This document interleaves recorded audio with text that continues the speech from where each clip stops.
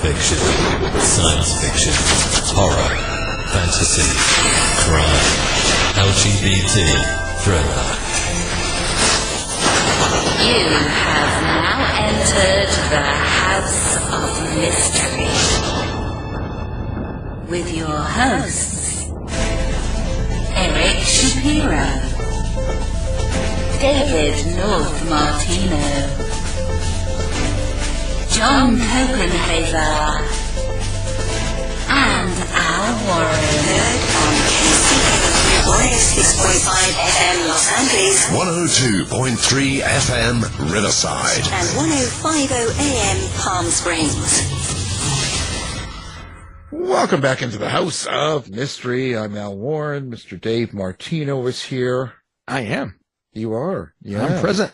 I saw you on TikTok. You did. I haven't put anything up on TikTok in a bit. Well, I thought I saw you on TikTok. Someone on TikTok. They got $50,000. Oh, that was me. Yeah, in their bank, and then they thought they'd keep it and spend it, and then they went on TikTok and told everyone. Well, that's now the smart thing to do. Yeah. Now the bank is calling. Oh, it's kind of fun today, living in today's world. You know, that's crazy. It is, but I thought it was you for sure. I thought you were in your dress and makeup and that's your other personality. My other personality. One of many. Well, today we are in the true crime world, and joining us we've got a returning guest who's written a few books over the time we've talked to. So Maureen Boyle, thank you for being here. And thanks for having me. It's always a fun time being on your show. Well, we try to make it that way because I think it's just the type of humor you have to have sometimes dealing with kind of dark cases. Yeah, you have to have a sense of humor. Cops have very dark sense of humor. Reporters have a dark sense of humor. When you're talking about these type of cases, if you don't laugh, you'll cry. Yeah, it's just a way of getting. It releases the stress a little bit. The tension. I agree with you. Your book now, this one that just came out June 1st, it's called Child Last Seen, The Search for Patty Desmond. So, of course, I always like to see how someone finds a case. Like, this is a case from, 1965. So how did you come across this? I came across this case while doing the research for my second book, The Ghost, The Hunt for the murder of Police Chief Greg Adams and the hunt for his killer. I was in Pennsylvania, in the greater Saxonburg area, and I was wrapping up some of the research and getting release forms and a variety of other things. And I was talking with a retired state trooper who, with the Greg Adams case, had worked the case a little bit as a road trooper. He was there the day that the chief was killed. And we're talking a little bit, and he said, I investigated this other case. It's a really good case. If you want, you should do this case. And I'm thinking, okay, just what I want to do after I just spent hours and weeks and years on this case. But I'm like, yeah, well, what's it about? And he goes into it a little bit. And I said, yeah, but I need a lot of, research on it, either police reports, court records, things like that. And he brought out some of his personal notes. And later on, when I got home, I started reading it, and it was a fascinating case. And I put it aside because I was wrapping up The Ghost, and then I had book events after that. And I decided, let me look at this once more. And that's how I began writing this book. What is it about a case that you think that draws you or attracts you enough that you want to write about it? It's got to be interesting. It's got to be something that I'm going to learn from also. Because if I'm going to learn from researching a case, the reader will also learn something about it. And that's why I'll include some, odd facts about that time or about the forensics or how police or other investigators do certain things. Because I think everyone, when you're reading, you need to keep learning. It can't be just, yes, someone was murdered and someone was caught, and here is the four corners of the story. I want to give people a little bit more depth. I want them to know more about the individual, about the process that investigators go through when they are looking to solve a case, what was different in one case versus another, and also teach people and highlight to people how things have changed over the years. I think too many people today think that murder cases can be solved in 60 minutes, maybe 90 minutes, depending on if it's a series or not. And that's not how it happens. It's not? No, it's not. People think that, bingo, cops arrive, they get some DNA, and bingo, they put it into some system and they find out who the killer is. And it doesn't matter if it's a case from the 1950s or 40s or 60s or 70s or yesterday. And that they're going to get the results within an hour, and they're going to be slapping the handcuffs on the killer, and they're going to go right to trial, and the person's going to be convicted. And that just isn't how things happen, because most cases, either someone is caught right away because there is literally a smoking gun, or it takes weeks, months, years, or decades. And then there's some cases that are never solved, even if authorities believe they know who the killer is. There just isn't enough evidence to convict the person. So if there's not enough evidence to convict, a prosecutor is not going to bring them to trial. Well, you totally disillusioned me. Yeah. So when I look at a case, it's got to be something that I'm going to find interesting, because I invest so much time in it. There's got to be a reason for me to do it. I don't want to be bored interviewing people, doing any of the research. There's got to be some little quirky thing that I will also get out of it. And I need a lot of records. It can't just be talking to two people. That is not what you can't base a book on that, because people's memories are very, I won't say flawed, but people misremember things, and they don't mean to, especially as time goes on. So I need some, hard records that are factual from that time. So if someone said something happened on a Tuesday and the official records say it happened on a Wednesday, I'm going to put in the book that it happened on a Wednesday, and that they are misremembering. And I'll let them know, the police reports say happened on a Wednesday, and they're like, oh, well, I guess it must be. No, it was a conspiracy. Yeah, well, that's a whole different other story about conspiracy, because everyone in prison, as you know, is innocent. They're innocent, and they find Jesus. Yes, yeah. and I think people don't realize how difficult it is to convict an individual. Jurors don't automatically convict. Well, I think jurors also, they're very personal, right? People get feelings about different witnesses testifying and stuff, so it's how they feel. If they like the person that's up on trial, a lot of times they don't want to convict them, right? Oh, that's very, very true. From years of covering court, for decades, more decades than I will admit to. I covered police and courts, and I've sat through many murder cases. And jurors like to identify with the witnesses. And if the witness is someone that they don't like, very often, and the jurors would never admit it, and no one in the courtroom will admit it, but if they don't like the witness, sometimes they tend not to believe them. Or if they relate to them in a negative way, they know someone who is just like that person, they may discount whatever they're saying. But if there's someone who's on the stand that they can relate to because it's like them, they more likely will believe them. When I think of one murder case that I covered, it was a shaken baby case. It was a babysitter who was accused of injuring a child in her care. And the woman said no. When the child was brought in, the child was sick and was sleeping. And later on, the child was unresponsive, and she called 911. The defendant was very, very believable and very relatable to the jury. The mother of the child was not.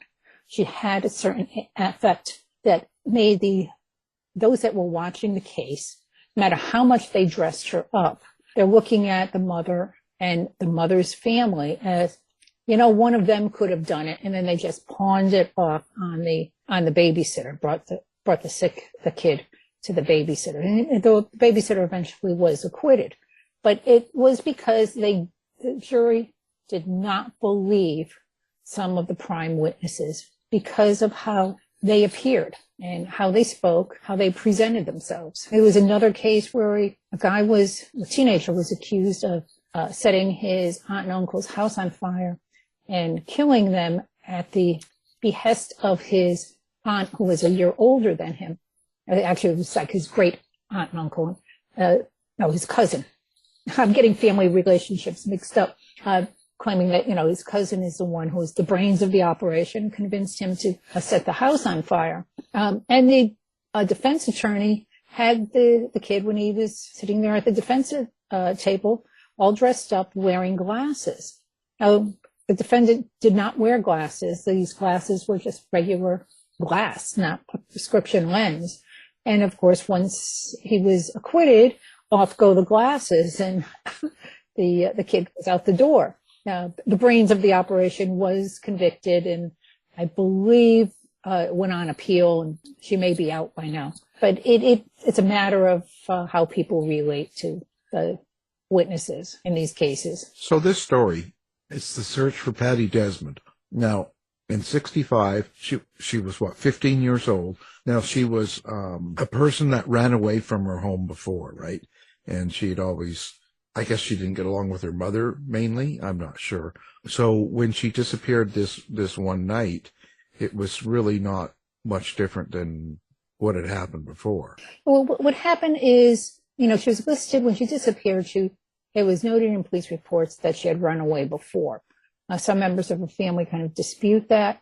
Her mother had told police that she had left home before, but she would always be at a relative's house or someplace like that. And it was only once or twice before. And it was not for an extended period of time. In this case, Patty was involved with an older man who was married with a child. She was 15, he was 19. When you look at the age difference in terms of years, you'll say, oh, it's not that many years. But when someone's 15 and someone's 19, at that period of their lives, that is a large, very wide difference. Her mother did not like him. He had a criminal record, and she had warned her daughter to stay away from him, to stay very far away from him. And of course, Patty was smitten with him. And this one night, after an argument, Patty slipped out of the house. And this guy, Conrad Miller, came by the house in his car, went with some friends. She slipped out and hopped in the car, and they took off. He dropped off some of his friends, saying, we'll catch up with you later. They went off to a mine area that was known for, sort of like a lover's lane.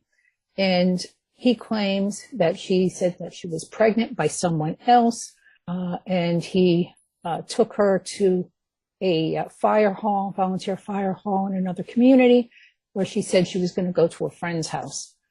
She never arrived at the friend's house the next day, and she obviously never went home. And her mother reported her missing the next day.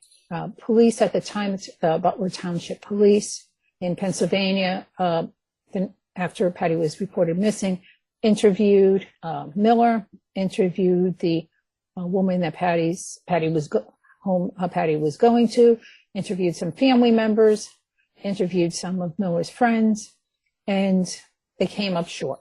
Miller kept to his story, and the case was dropped, but there really wasn't anything more that they could do at that time. Now, this is also 1965. That's a time when teenagers who went missing, those cases were treated very, very differently than they are today. Teenagers were very often presumed to be runaways. This is the start of what some would call it the quote unquote hippie era, the flower child era, where there was a number of runaways in the U.S. going off to California or New York or some other place.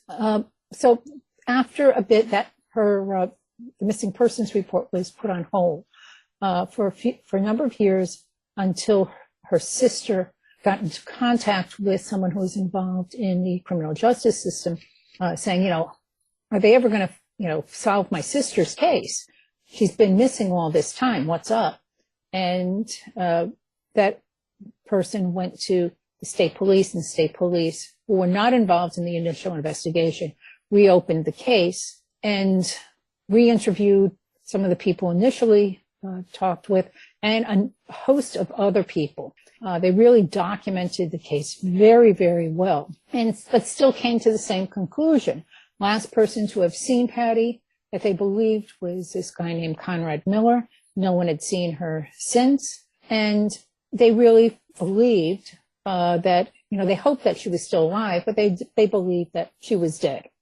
Some people thought she was in an abandoned mine. Some people thought she was buried underneath the state highway that was under construction at the time. No one knew where she was. And then the case went cold again because they had no body, while Miller had alluded to some friends that he might have done her harm, not quite saying that he killed her, but, alluded to it initially that, no one's ever going to find her type of conversations. And then by later on in the mid 80s, someone in the community came forward, notified the police about where there was a possibility of where Patty was from. And that is part of the gist of the case of what happens when someone bucks the system in a way. The norms in part of a community and comes forward and does the right thing, even though it's very, very difficult.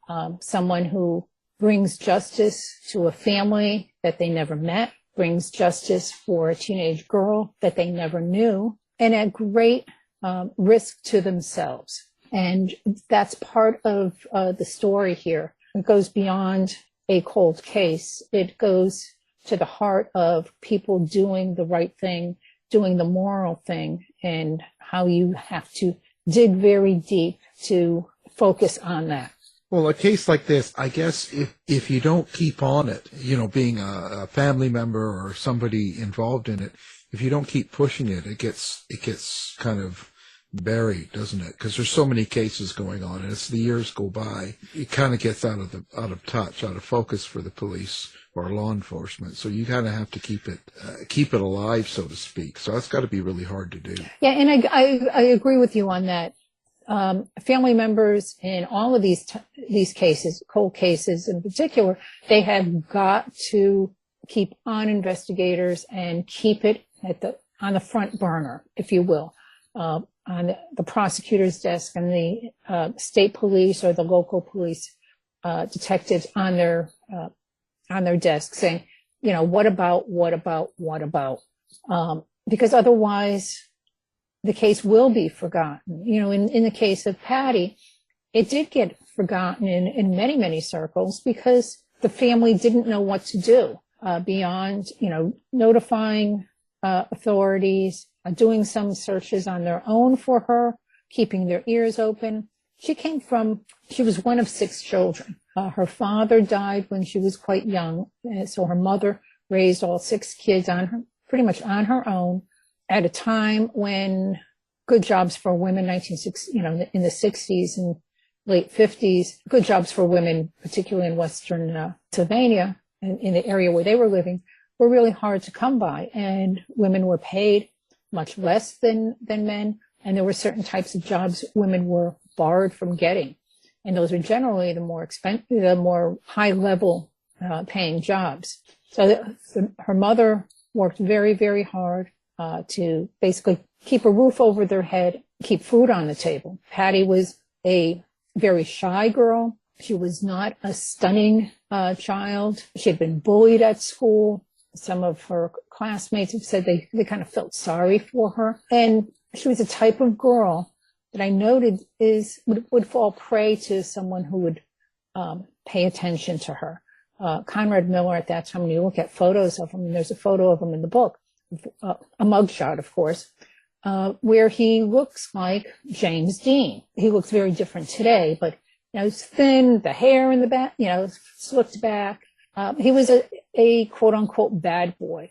And unfortunately, teenage girls, for a brief period of their time, sometimes they are attracted to bad boys. And he paid attention to Patty, and I think she was very flattered. She wasn't worldly enough to realize that this was going to lead to something very, very bad. So what do you think the biggest problem in this case was? Was it just the standard way the police treated a missing kid case back in the 60s, or was it the area they were in, or was it the family and what they were thought of by the police maybe? Or what do you think the biggest problem was? Well, I think all of the above.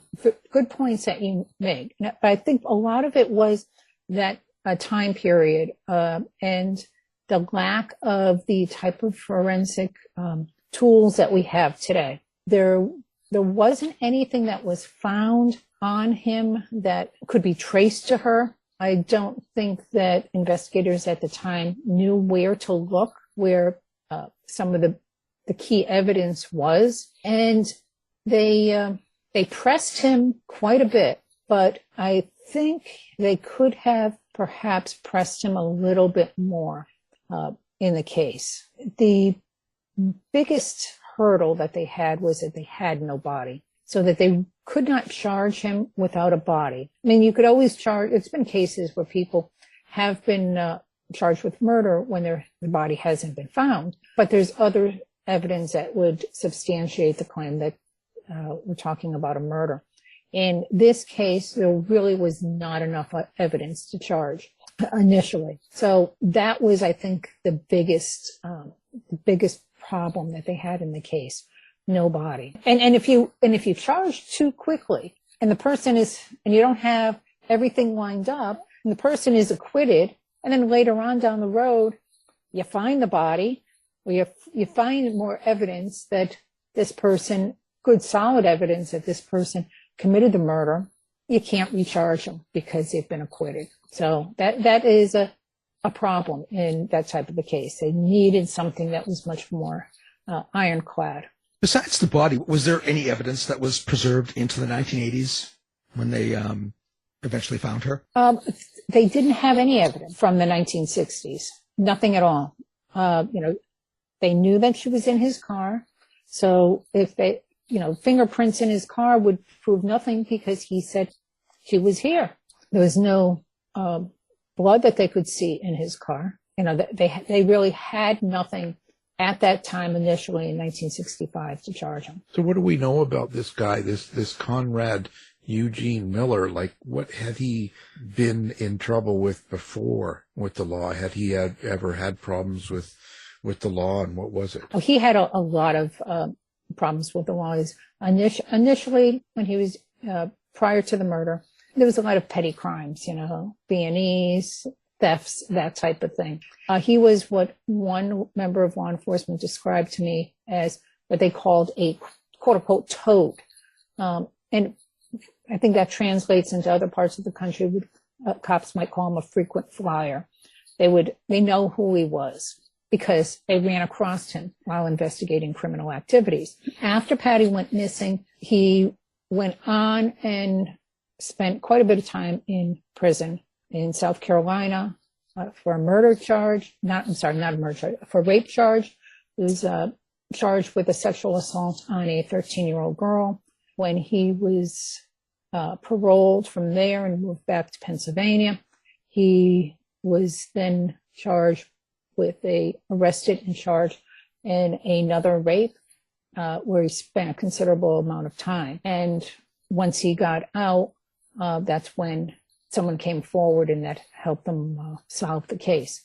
So he has a really long criminal record. He spent most of his adult life in either a jail or a prison. It's just it's frustrating to see a case like this because who knows what was going on and why it all fell apart. But they did eventually find her body. Yeah, they eventually found her, and that is why they were able to prosecute him based on that, because they had enough evidence that led them to the body and some other corroborating evidence. So they had enough to charge him, which was absolutely fascinating.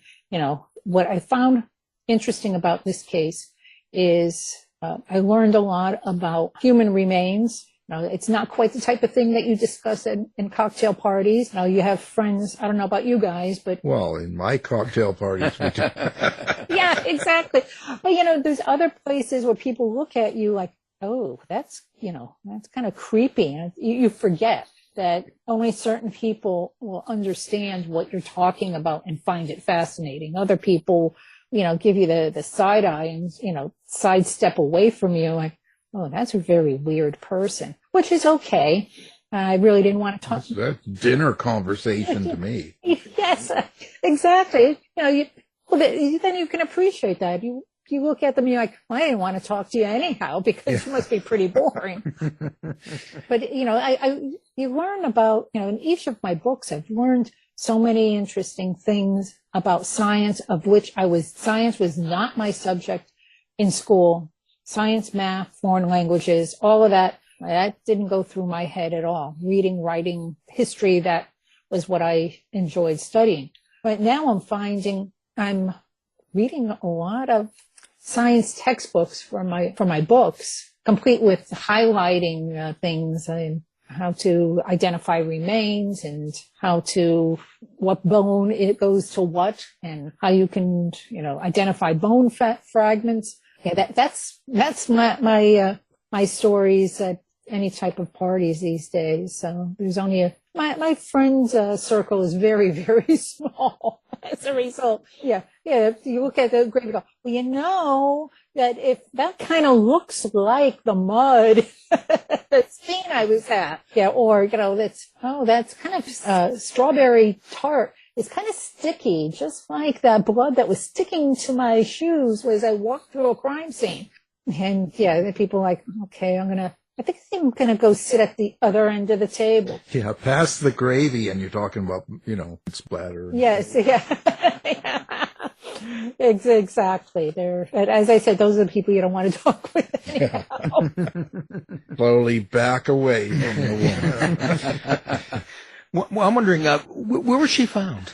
She was found in a house. What used to be a house, in an area that they were not looking at. They never would have found her if someone hadn't come forward. Never in a million years would they have found her. So when you say someone comes forward, of course, we're not going to talk about the answers and all that, but the person was able to lead police to where Patty's remains were. And once they were able to find her, they, that basically verified, yes, everything that was said was true.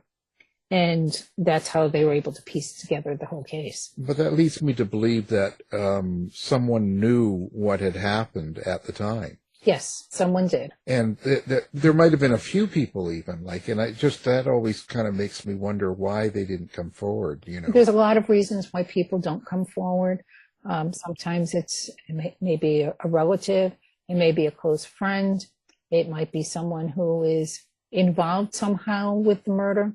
There's a whole variety of reasons, or they're afraid. That the whole no snitching culture that we talk about today, as if it's brand new, that has been going on for decades. And it was even in the 1960s, you don't tell on people. And that's what that was also another element of the case. People weren't going to turn them in until the very end. When you're doing a story like this and you're deciding to write it and investigate it and you're going through it at the end of it, do you kind of hope people take away something from the book other than the actual case being solved in the story itself? Is there something you're trying to get across? Yes. And thanks for asking that. That is one of the things that I always try to do with all the books. What is the larger picture? What's the larger lesson in these crimes, other than don't commit murder, of course? But that's the biggie. Don't commit murder. Yeah.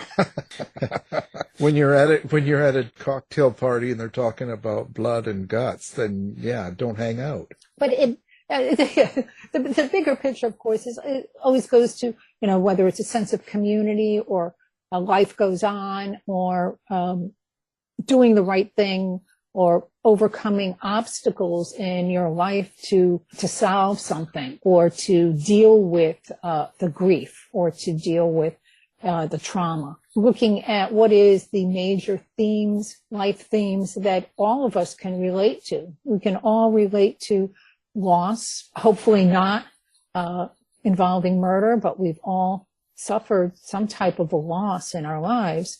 So people can relate to how families feel. I want people to take out some of the other themes that you don't give up, or you keep on moving forward, even in the face of the worst type of tragedy that a family could suffer. Life goes on, and how it goes on. And in this case, it is some of the universal themes, of course, is doing the right thing, even if it is difficult, even if it is at what some would consider personal risk, possible personal risk, criticism. That's one of the themes in Child Last Seen. And just as in The Ghost, one of the major themes is determination to seek justice and the closeness of a community, and how community makes a difference, how small communities can wrap themselves around families to help soothe the pain. How do you write the actual crime or crime scene when it's involving children and stuff? I don't, in true crime, you kind of have to tell people what happened when you know the answers. But how is it that you write the violence, let's say, on the page? With sensitivity and great difficulty. I am not a writer who writes gore. I keep in mind that family members will be reading this, so I stay away from a lot of the gory details. I'll take a scientific approach to the crime scenes, but I don't include gore just for the sake of gore. So I'm very, very careful with that, because otherwise that is a turnoff to readers, and I think it slows down the story. You can write and say things in a way that the reader gets it, but you don't have to rub their face in it, so to speak. And when it comes to children, that's always difficult. Yeah, as I said, I am not a big fan of gore in these types of stories. You can allude to it. You can quote the different court paperwork, but you don't need to go over the top, so to speak. At least I try. That's how I do it. People do things differently. Did you ever get surprised after all these years, still learning new things and new ways people have murdered or committed crimes and stuff? Is there ever? Have you seen it all, or is it just you just keep on finding out new stuff? Oh, I am always surprised with everything, every single story I've ever written. There's always an element of surprise. There's always a little twist to everything, like there was one case a number of years ago where a guy killed his mother and kept her in her bedroom until his brother came over, wondering where Ma was and why she didn't come over for Christmas. And he, in the New Year, I believe it was January 2nd, came over with the police. I believe it was the police found her dead in the room, and the windows were open, and he had the air conditioner on so that the body wouldn't smell. And he told his brother, I just wanted to spend one more holiday with Mom. Norman Bates, she's in a recliner. Exactly. So that's exactly what I was thinking. And, we all have seen Psycho, or most of us have, and you think, oh, that would never happen. And here it is. I'm thinking, that was my first thought. I've stepped into Psycho in this courtroom.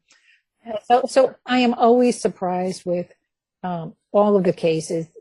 There is no run-of-the-mill case, because if you delve deep enough, there's always a little bit of a twist. It's one of those things you have to look for. And you have to keep asking questions. You have to go beyond the surface. And that's where you find the real story. But after each one of these cases, not quite often we talk to fiction writers too, and I always ask them a question about what each book does for them, or how it changes them, in their life and stuff.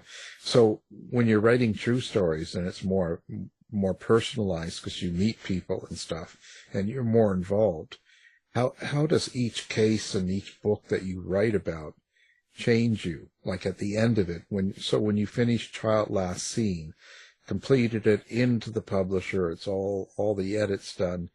When you sit down, how do you think you're different from before you started it? I think I'm smarter. I have learned something, whether it's with Child Last Seen.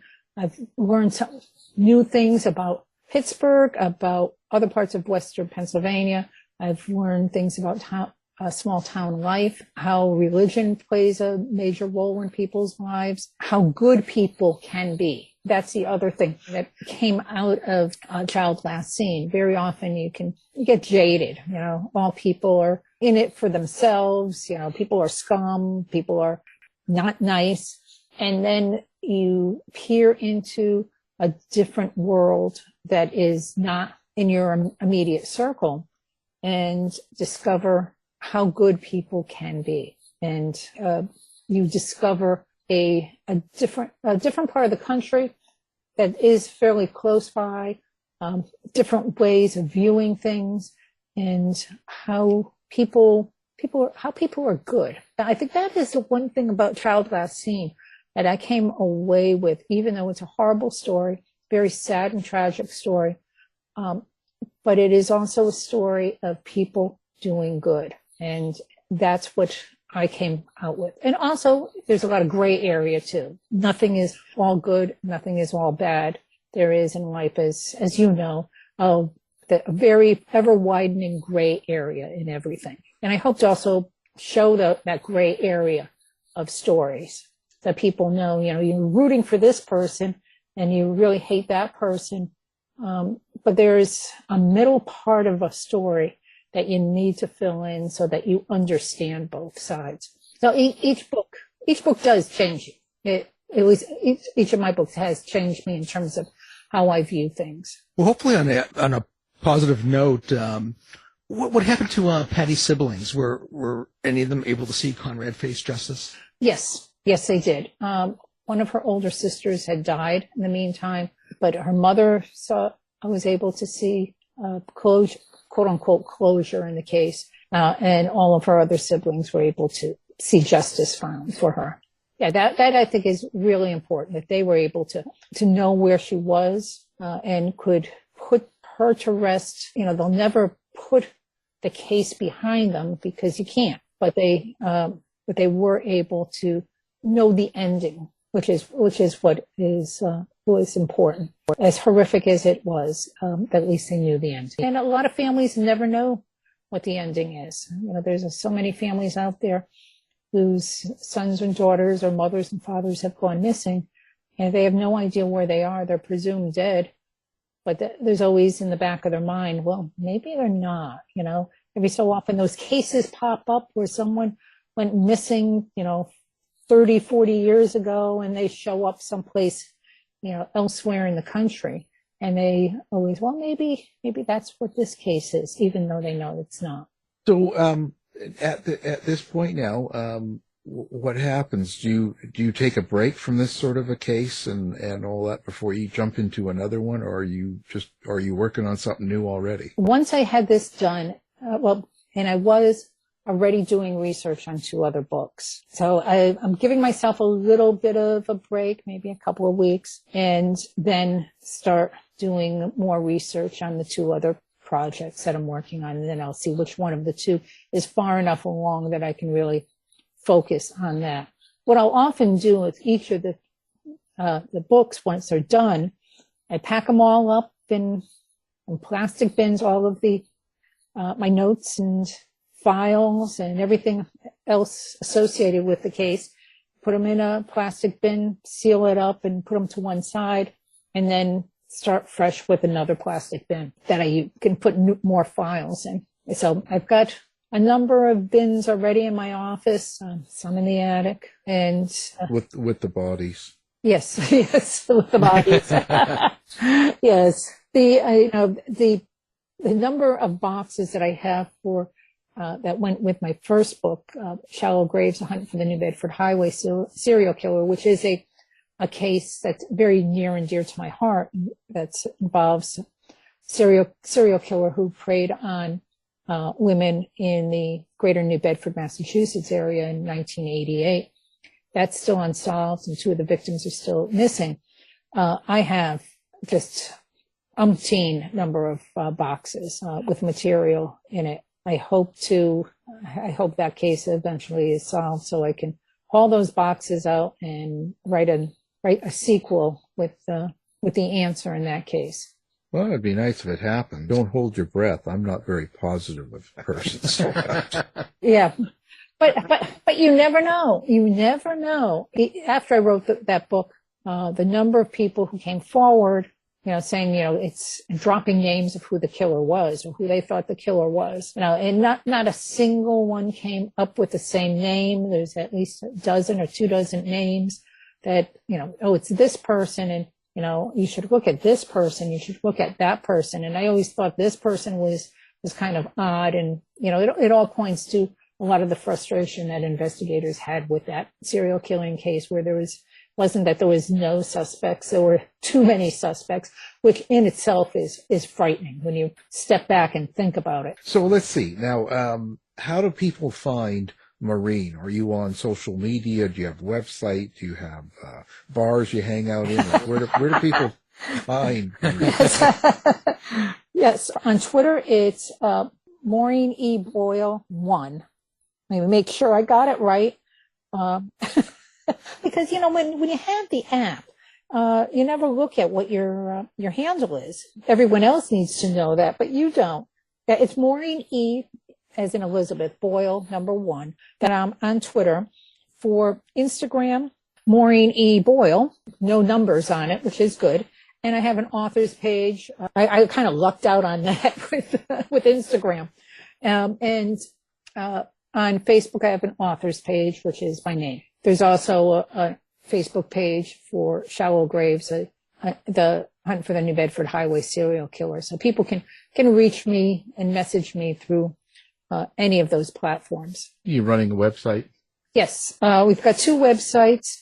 One is Maureen Boyle Writer, and the other one is shallowgravesthebook.com. And great. We'll have that up on the website, and people can find you. They don't have to search, they can just find it and stuff. Make it easy. And anyway, and which bars are you hanging out in? These days, the bars are on our back deck because we can get better wines. And the company sometimes is better also. It's a bit quieter. No body parts, yes. We can hide. The ground. Well, now the book we're talking about is Child Last Seen. It's the search for Patty Desmond, and the writer's been our guest, Maureen Boyle. Thank you for being here. Thank you for having me. I really appreciate it. It's always fun talking to both of you guys. Thanks, Maureen. You've been listening to the House of Mystery radio show. To find out more about our guests, hosts, or shows, go to www.houseofmystery.com. Show's over for now. Was it as good for you as it was for me? Yeah. Good night. This has been a production of Something Weird Media. I'll be back.